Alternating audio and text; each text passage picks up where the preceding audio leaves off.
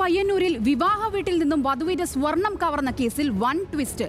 കാണാതായ സ്വർണ്ണാഭരണങ്ങൾ മോഷണം നടന്ന വീടിന്റെ വരാതിയിൽ കണ്ടെത്തി. പ്ലാസ്റ്റിക് കവറിൽ പൊതിഞ്ഞ നിലയിലായിരുന്നു ആഭരണങ്ങൾ.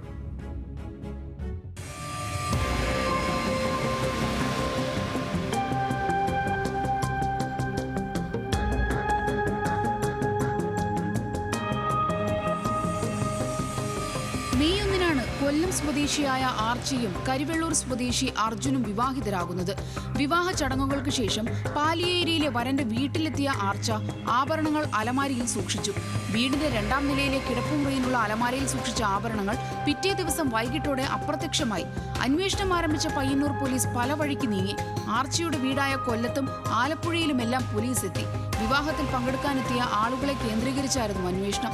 ഒരു തുമ്പും കിട്ടാതെ തിരിച്ചെത്തിയ പോലീസ് ഇന്ന് ആർച്ചിയുടെ ഭർത്തൃവീട്ടുകാരുടെ മൊഴിയെടുക്കാനെത്തി. വിവരങ്ങൾ ശേഖരിച്ച് പുറത്തിറങ്ങിയപ്പോൾ പോലീസ് കണ്ടത് വരാന്തയിൽ വെളുത്ത പ്ലാസ്റ്റിക് കവർ.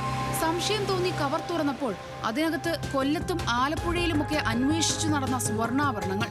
തുടർന്ന് ഡോഗ് സ്ക്വാഡിനെ എത്തിച്ച് വീണ്ടും പരിശോധന.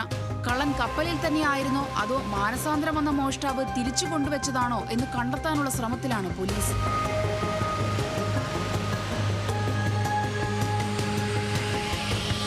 ന്യൂസ് മലയാളം, കണ്ണൂർ.